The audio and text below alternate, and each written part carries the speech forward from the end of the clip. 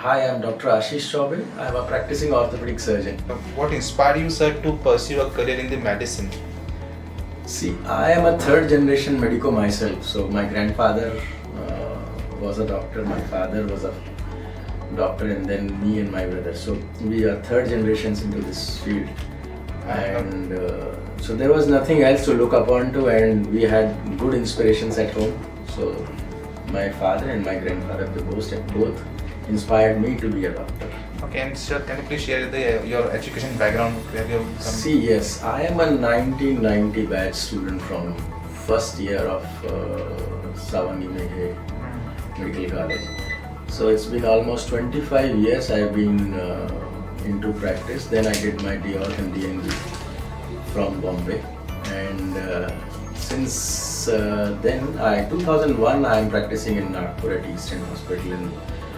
So I worked there as an orthopedic surgeon. I own the hospital, and now I am working at Nelson Hospital. Okay, and so can you please tell me about your specialization and the experience you have? I am primarily a trauma surgeon.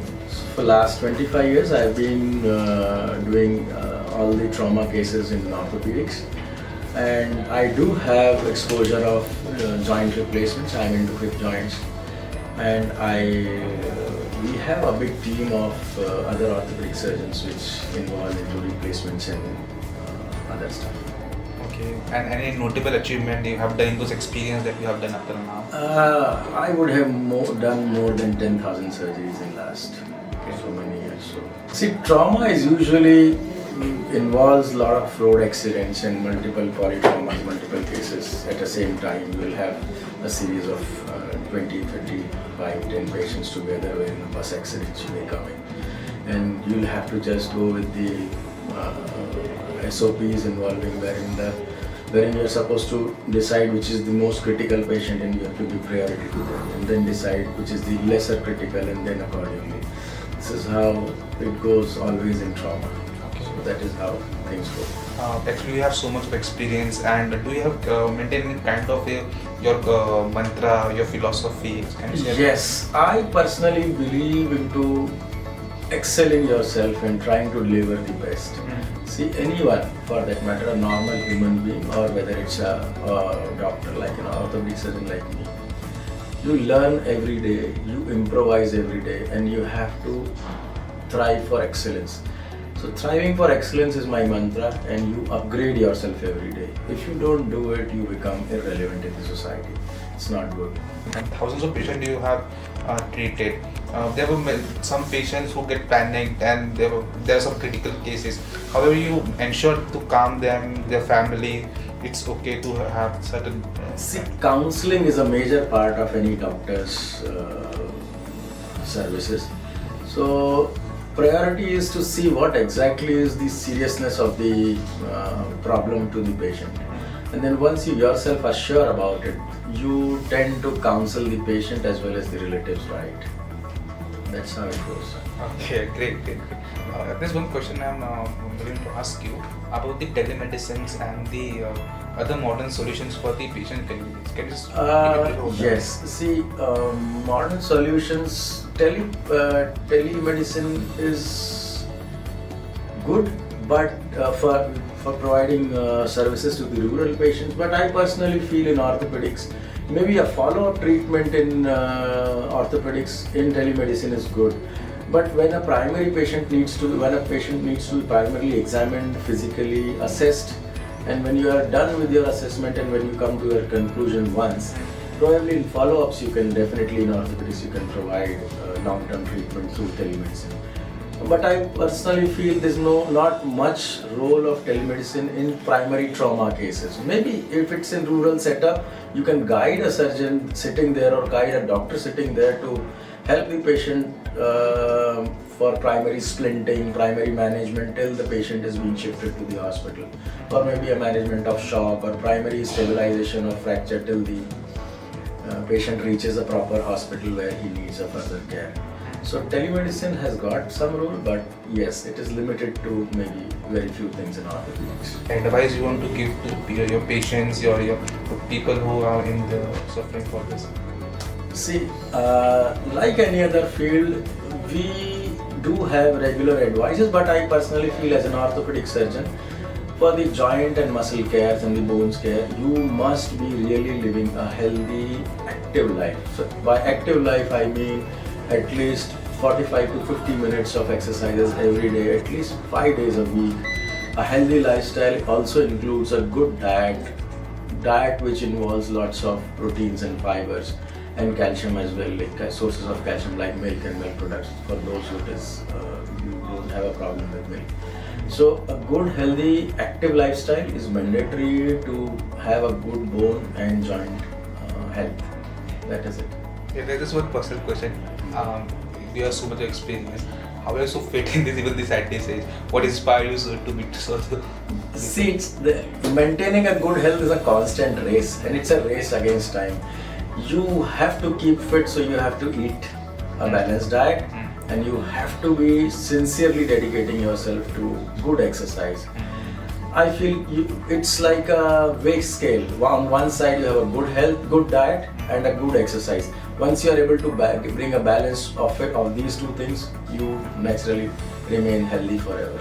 Okay. Forever, I mean, God decides. Okay. And what do you enjoy most about being an orthopedician? The best part being an Yes, as an orthopedic surgeon, I love being in the operation theatre. I love doing surgeries. OPD is definitely, you have to have that responsibility also, but I personally love being in operation theatres.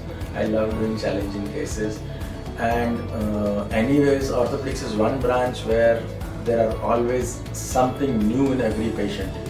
So I think that is what makes me happy all the time. And there's one advice you want to give to the aspiring doctors or the young girls and boys who are aspiring to be a doctor. Your personal advice to them? Dedicate yourself to medicine in case if you are really interested into coming into this field.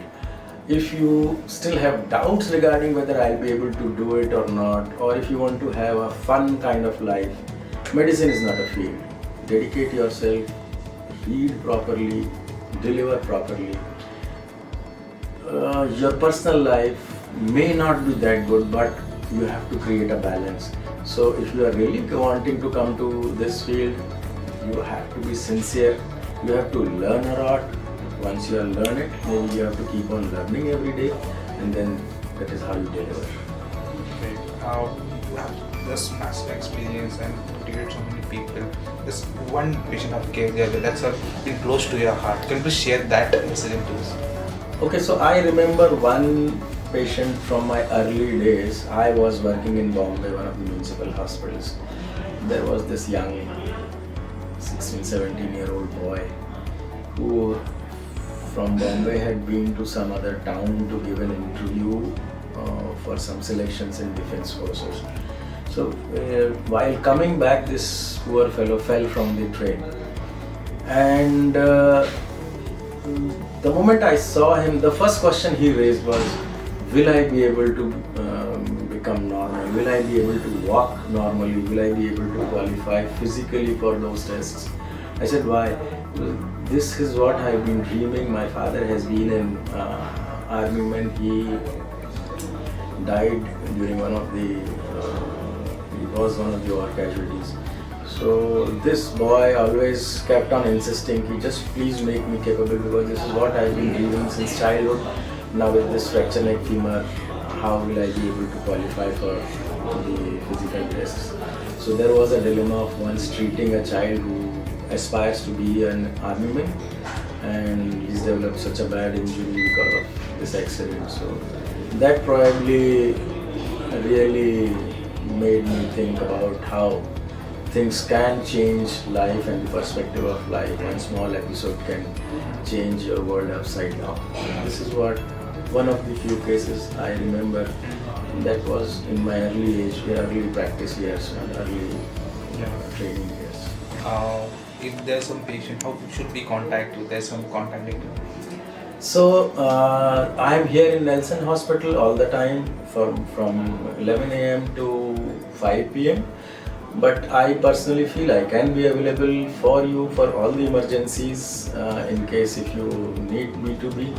you have to contact Nelson Hospital desk for reception desk for contacting me. I'll ask them to give you my numbers also. You can just come here, talk to them, or maybe connect to them online or through their helpline number, and you can ask for my name directly. My name is Dr. Ashish Chaudhary. Thank you.